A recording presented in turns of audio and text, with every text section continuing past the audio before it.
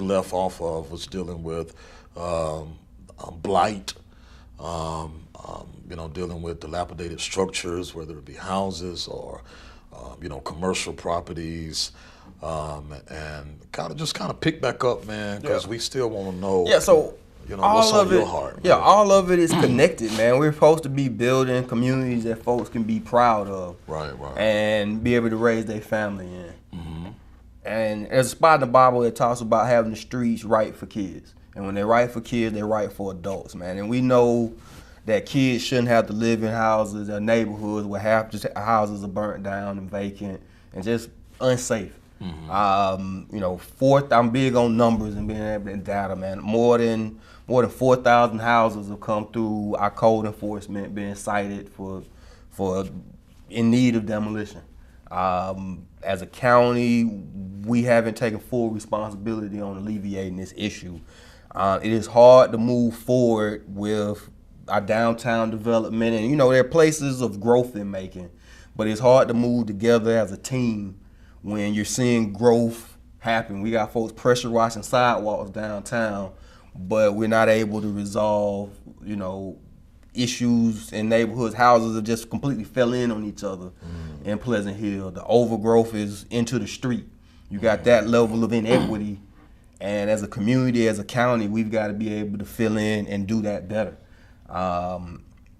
Because those are also the same spots where you're seeing folks get shot in the street, right? Those are also the same spots where the property crime is extremely high. Those are also the same spots next to Bruce where the educational attainment is not where it's going to be. All these things are interconnected, and it goes to us not placing our people first. Like, we have a government where we place the business side of it above the needs of our citizens, and we've got to reverse that. So let me ask you this then, and I'll put this out on the table. But do you think, man, that, and I guess this is a rhetorical question, but do you think that certain communities, certain areas throughout the city have somewhat been placed on the back burner, but in some cases have just been forgotten about, such as Pleasant Hill, Fort Hill? And I know we're doing enough, it's almost as if to appease, but do you think that that ultimately the persons who are really the heartbeat and what was once a heartbeat in communities in our city, have they just been forgotten?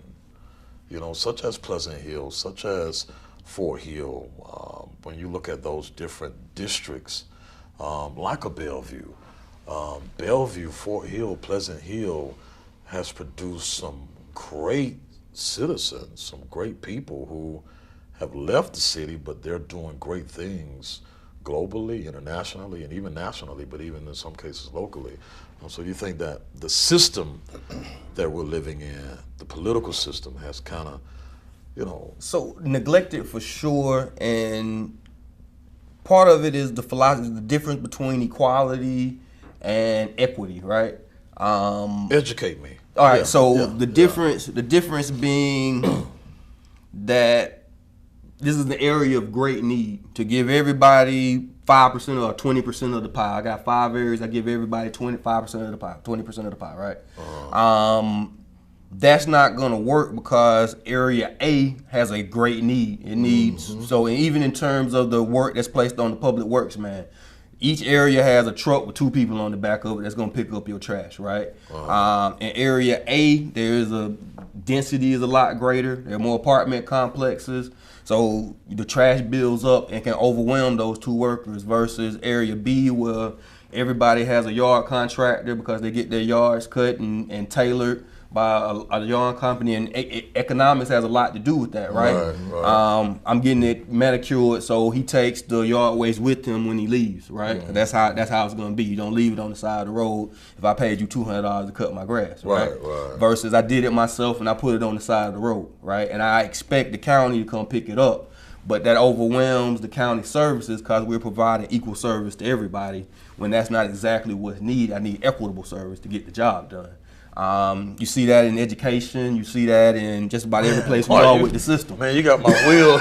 Man, you have no idea. You got my wheels turning with this.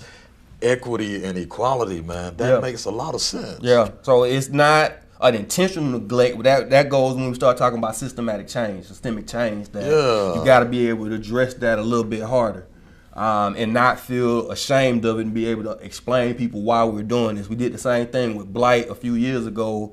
When we split it, we gave each district $1 million apiece. And it ended up with District 1 and District 2, North Macon. They had no clue what to do with it because there wasn't $1 million worth of blight, but you still had the Rabbi's District, Pleasant Hill, and Unionville, where $1 million was a drop in the bucket because those 4,000 properties are very concentrated. Houston Avenue, Fort Hill, Bellevue, Pleasant Hill is very concentrated in areas that we know and love. Right. But it takes that intensity to actually get it done. So it's interesting and mind blowing when you get into it. I don't think people realize, you know what I'm saying, you know, what all this entails, which is why I'm glad you're sharing this information. You know, even when I think about the whole education piece, you know, there's a greater need in certain areas as it relates to education, more so in the low income, poverty areas. And I see it every day, man, in the school system. I mean, it can be somewhat disheartening, and I know you see it. You